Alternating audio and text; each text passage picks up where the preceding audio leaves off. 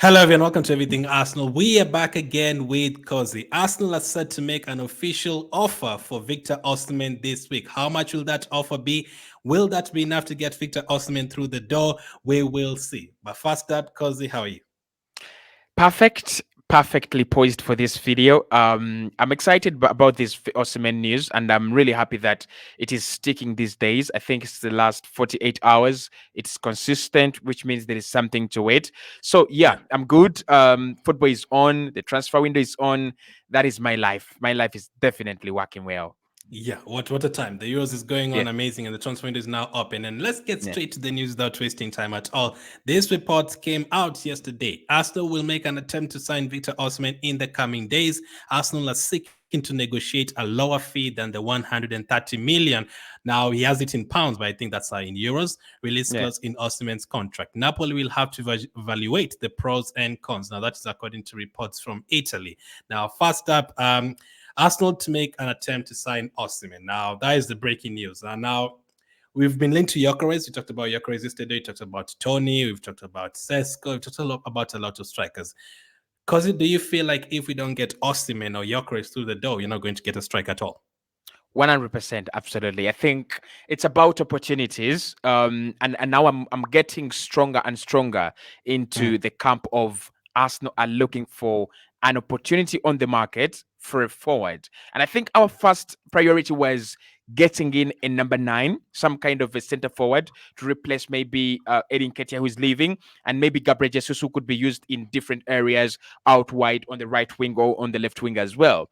So that's why we went in for Sesko. That's why we've been scouting the likes of Joshua Zaxi, and that's why we've been following the likes of Victor Gyökeres. However, there are only 2 opportunities right now on the market, and that's what Arsenal are looking at right now. They're looking at, can we really exploit any opportunity, or can we wait until the next summer while not so many clubs are really looking for a center forward? Because really at the moment, there's so many clubs looking at a center forward, and center forwards, you wouldn't say this is a ripe market for center forwards, would you?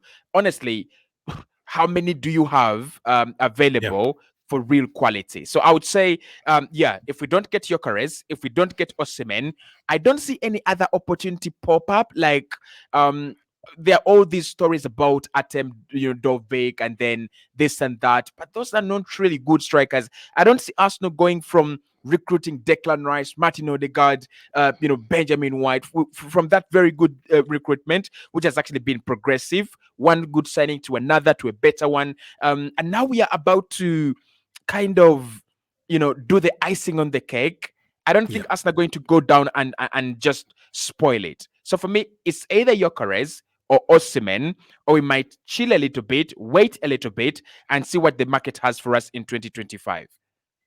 That's interesting. Before you break this down more, let's bring this up as well. Now, according to reports as well, as far as we know, despite the monster offer from the Saudi Pro League, Victor Osimhen does not want to go to Saudi Arabia. Arsenal does not value him at 120 million euros, but just over half that, which is 75 million euros. So, first question for you in terms of what is worth Kosi? What is he worth to you right now? I mean, is it different from what he was worth after Napoli won the Scudetto a couple of seasons ago? How much would you value him right now? How many euros would you pay for him right now? If Yeah, you had your own team and you want Osman, you don't have a striker, how much would you pay yeah. for him?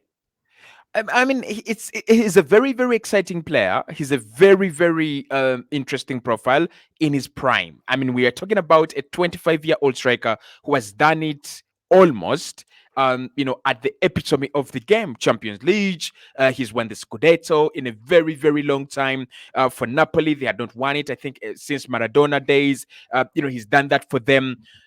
You're really going to have to put real respect on this boy's name when you're valuing him. So I'm going to say I'm going to group him in the same caliber as Darwin Nunes. I'm going to group him in Mm. the same caliber as Dusan Vlahovic. And many people would say better. But I want to remind people that when Dusan Vlahovic signed for Juventus, he was a 100 million prospect.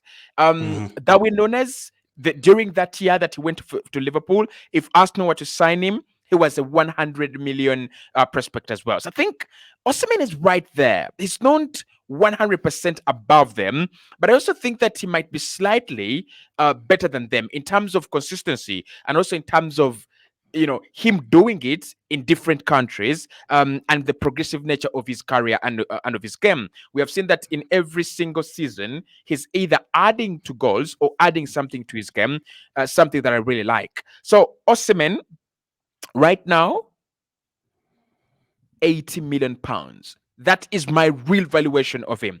80 million pounds. It seems a little bit low. It seems a little bit disrespectful because many people will say, and many people will rightly tell you, you don't have so many strikers on the market, like we've mentioned. You don't Yeah. have, many quality strikers.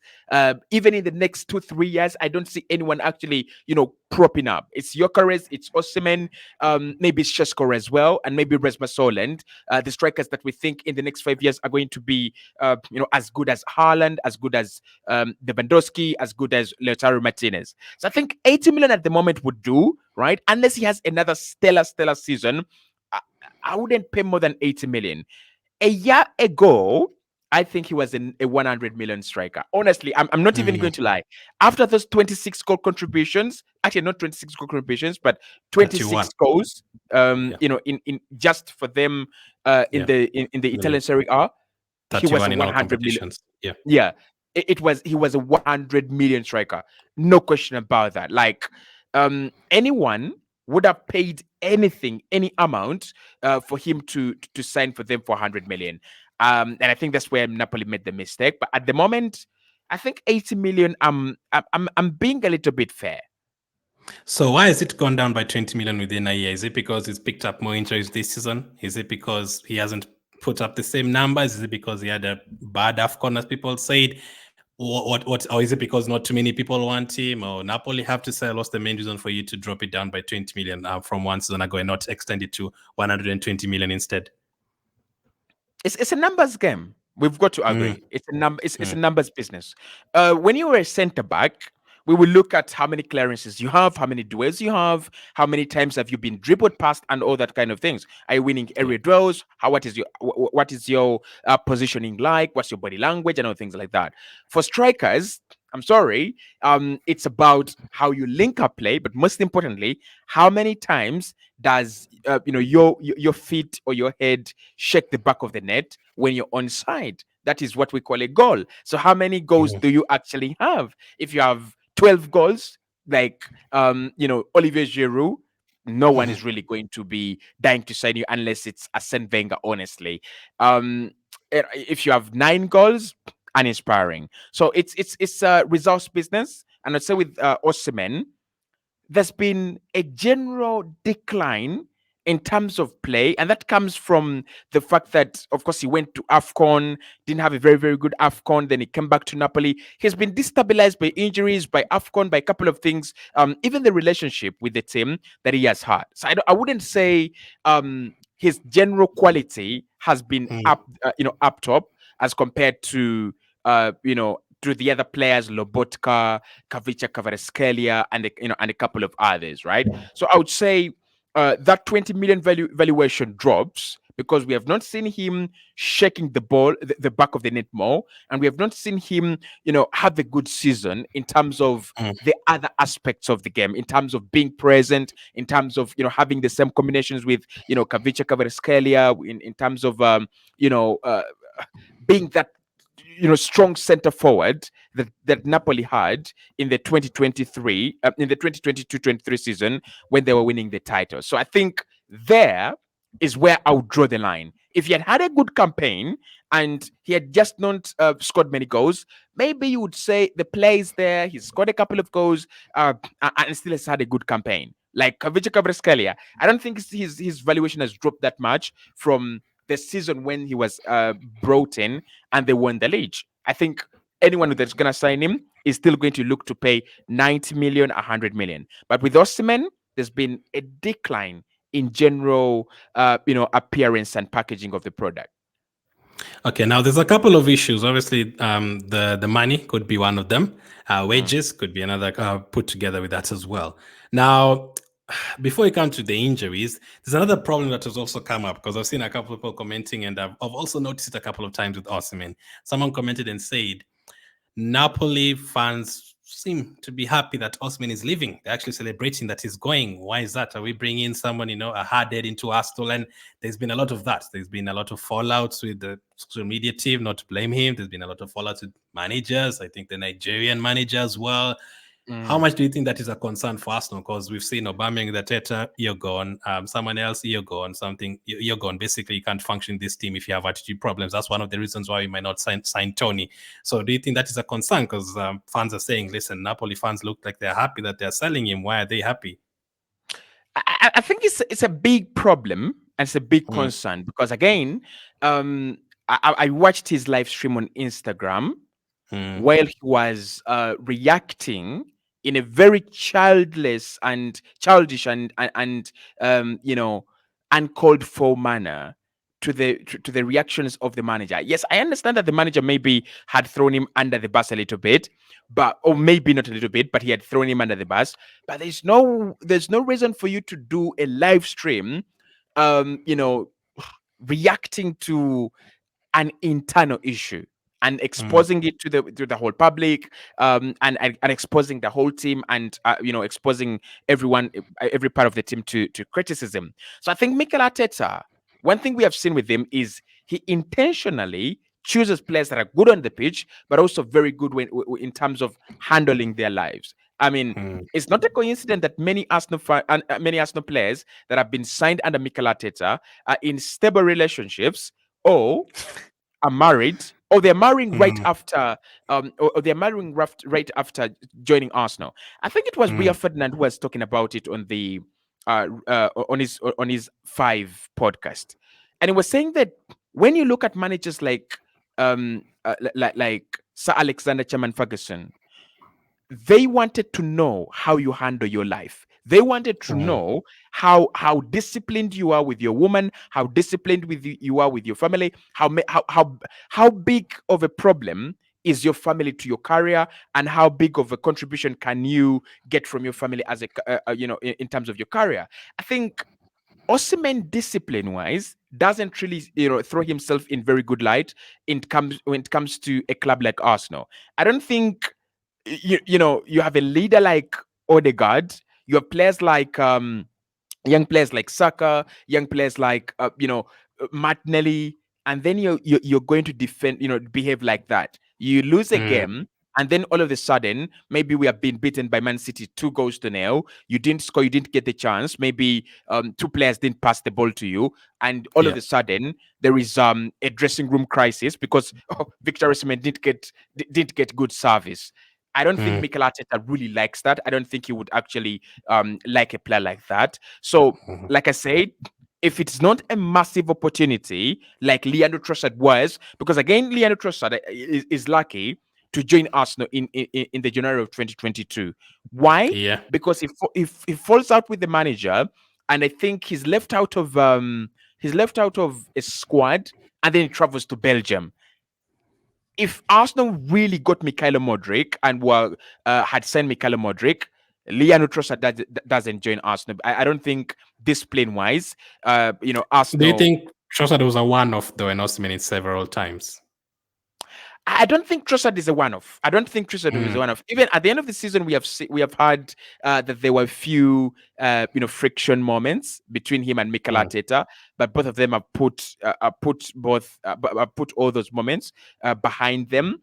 I don't think it was a one-off with Dizabi. I think there were mm, moments of friction here and there, and the club were very, very clear that he was going to leave, and the manager was also very clear that he was going to leave, even before him, going to Belgium and having that scuffle. So I would say with Osimhen, there is a reason as to why fans feel he's unlovable, probably, if we put it like that. There's a reason as to why I have a lot of Nigerian friends and content creators that I watch on TikTok and YouTube, and I'm like, the way they talk about him is not the same way they talk about Boniface. Is not the same way they talk about Iwobi. Is not the same mm, way they talk about all these boys. And the truth is that all these players have let down Nigeria.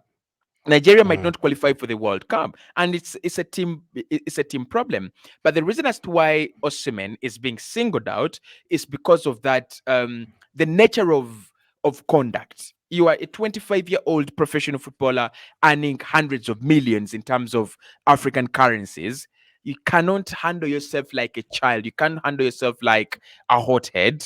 Your career is at risk. So I think Mikel and Edu would consider it very much, and it would be a big factor for them to go, let's pay 85 million for Yokeres, let's not pay 85 million mm. for Osimhen. Yeah, that's something that people haven't really discussed a lot, and people will be like, "No, just sign him now."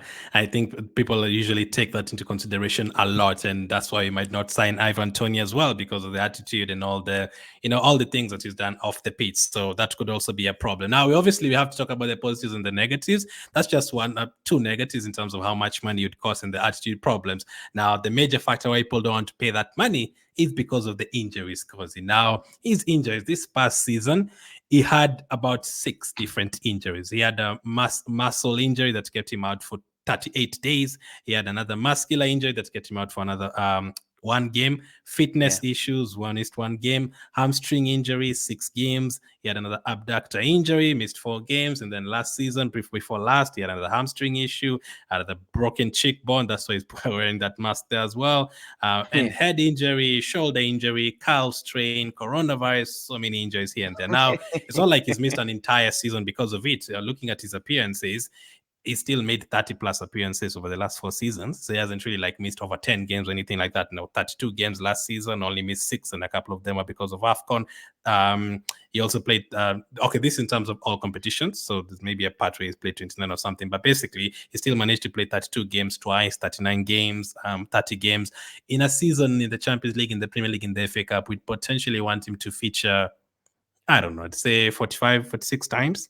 So I don't think he'd play 46. If let's say we got to the quarterfinal of the Champions League and the quarterfinal of the FA Cup, and let's say we played 50 games, I don't think he'd be able to play 46 or 47. I think he'd be expecting 38 to 40 out of those 50 games.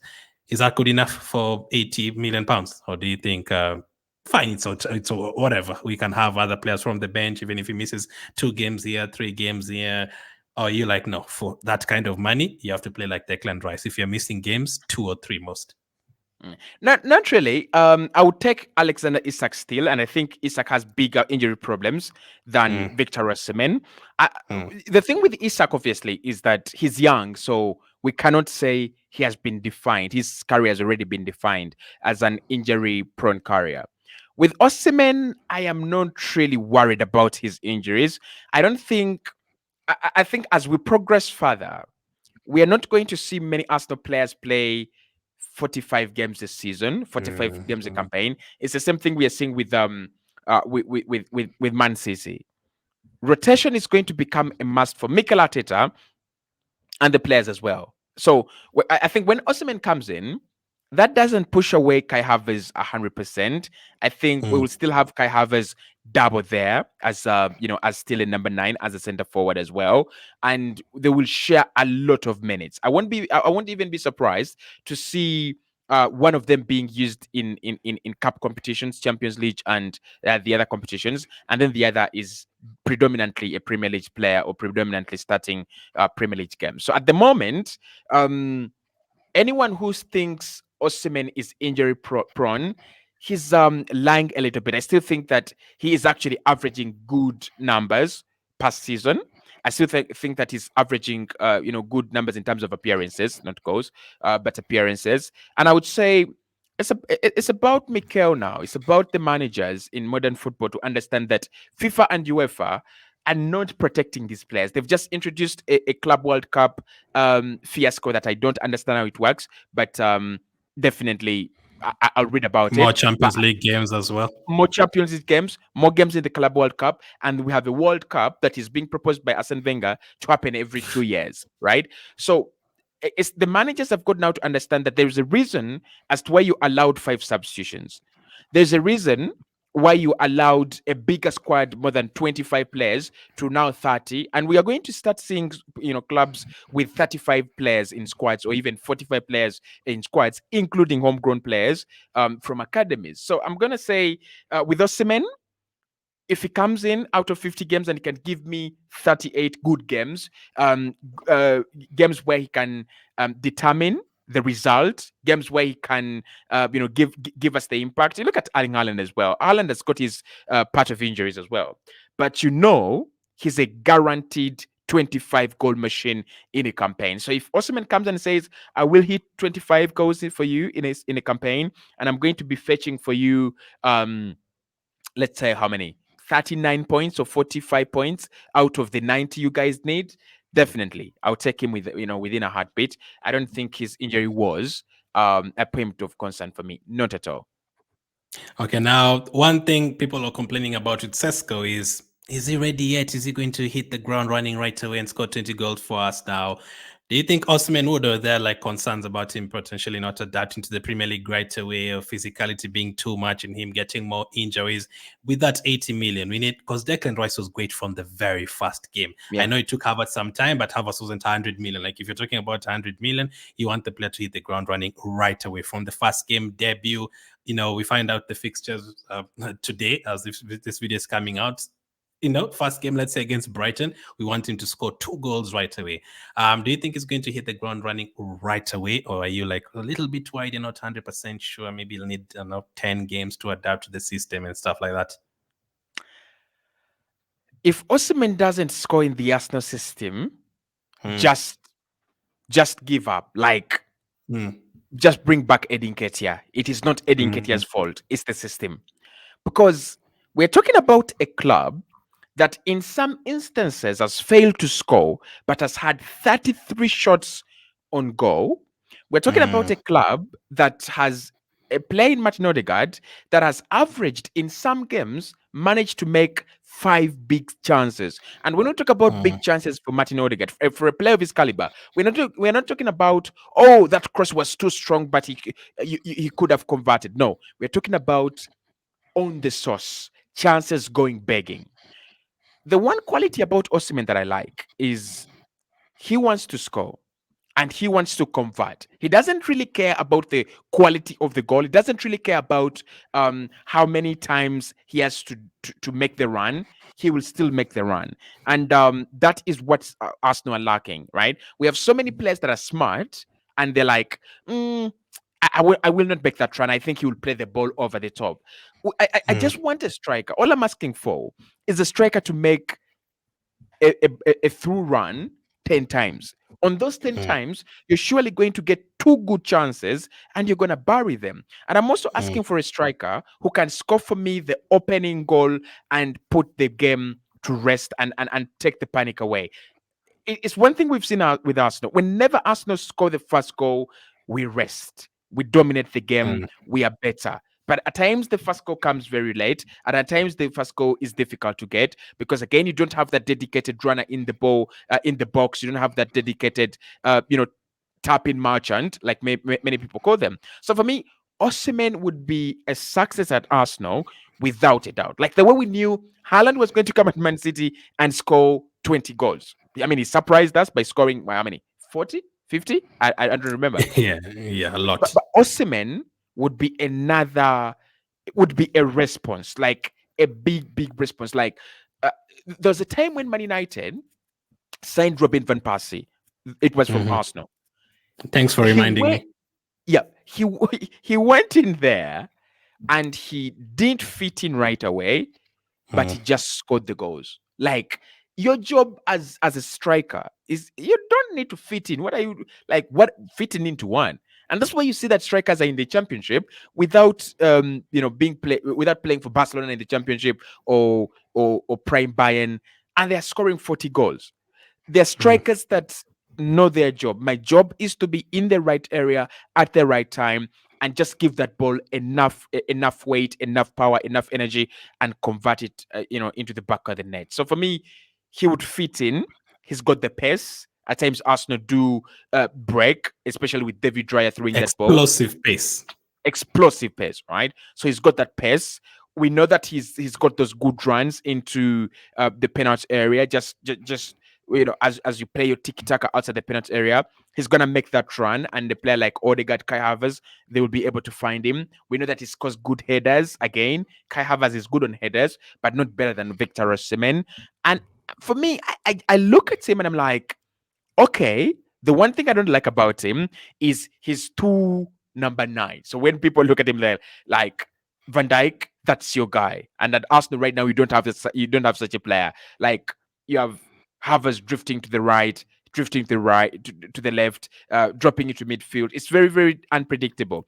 So with Osimhen, he would make it predictable, but I think that is a sacrifice you'd have to make in order for you to get more goals and get more control over games by scoring earlier. You made a very good point in terms of we create 33 chances, 40 Yep. chances even in a game without scoring. Yeah. That West Ham game stands out so much, and Aston Villa as well, maybe at home, creating chances that maybe if one drops to him, he probably score. And as you said, I share the same opinion as well. I just want a striker who will score goals. I just want a striker who is going to, get into the box, go for rebounds. A striker who just wants to score 10 games in a row. A striker will be sad if he doesn't score, even if you win 5-0. A striker who's going to, take a bit of pressure away from the other forward players and the defenders. The defenders know, listen, if you just defend well, we have someone up front who's just going to score a Yeah. goal and they get one chance. Saka, Trossard, they can just know, listen, we'll just put in the cross, will be there. Because I had Andy Cole. Andy Cole did an interview some time back on the overlap, and he was talking about Beckham and Giggs, and he was like, I used to tell Beckham and Giggs and Scholes and all these guys, listen, do not check where I'm at. Just put in the cross, it will find me. I'll be there. Yeah. You just put in the cross, even without Yeah. looking, just put in the cross, I'll be there. Maybe the Sakas and Trossard will be like, listen, let me put in the cross. There's definitely someone in the box. But Yeah. the way we play, sometimes we're like, is Havertz in the box? Has he drifted Yeah. to the Yeah. side a bit?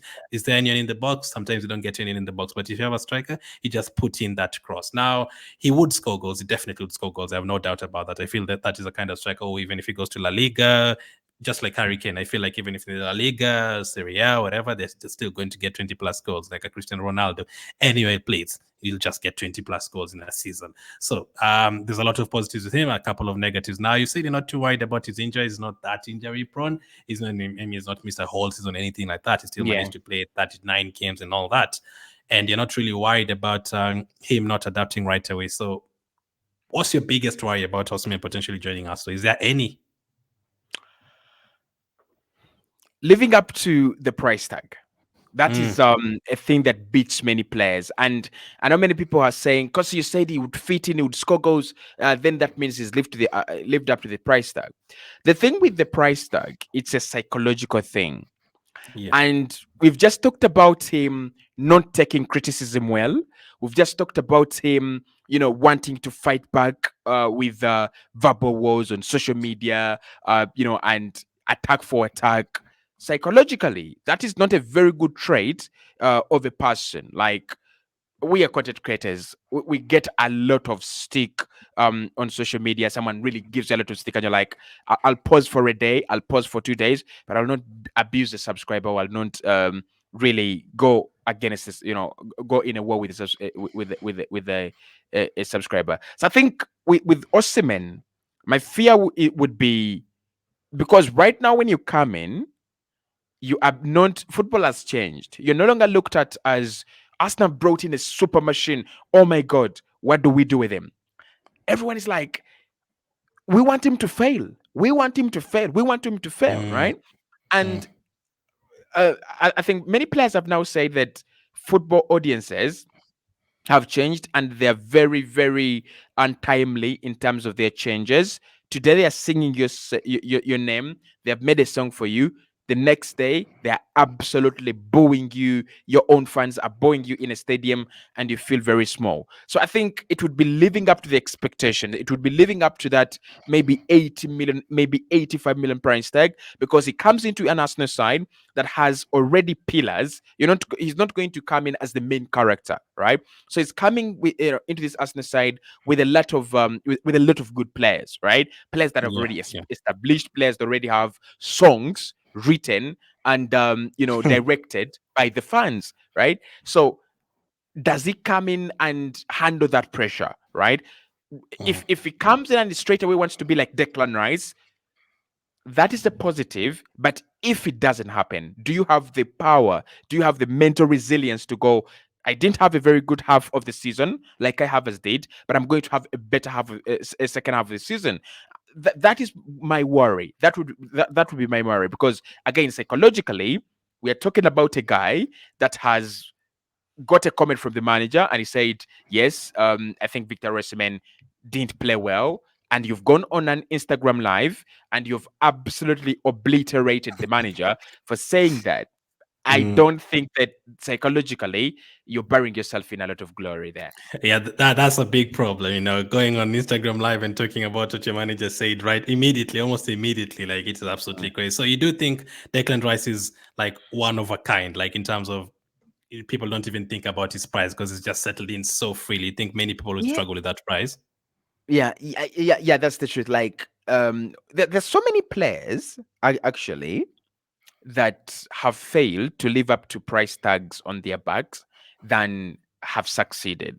So we think Mm, about Jude Bellingham, we think about a Declan Rice, but then there is Dembele at Barcelona, Coutinho at mm. Barcelona, Fabregas at Barcelona, Thierry Henry at Barcelona. There's so many players that you just fail to live up to that hype and expectation. So I Hazard. think Hazard as well. So I think with Osimhen, he would be coming in under the criticism of English media, which is unnecessary and brutal, like really Yeah. brutal, to an extent that they criticize a Saka, who is one of their own, and they criticize him unjustifiably and unnecessarily. So if you're Victor Osimhen and you kind of bring your kind of nonsense to the media, to the in English media, you're doing live streams, they would eat you alive.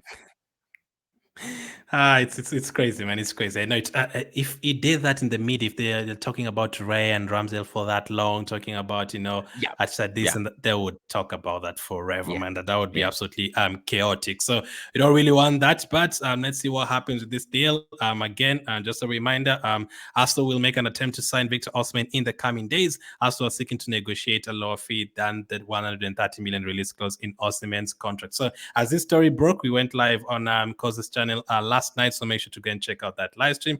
And also later on today, catch me on his channel as well. Make sure to hit the like button, subscribe if you enjoy all the content. This podcast absolutely amazing doing it with Cause. Thank you for watching, and we'll catch up with you guys on the next one.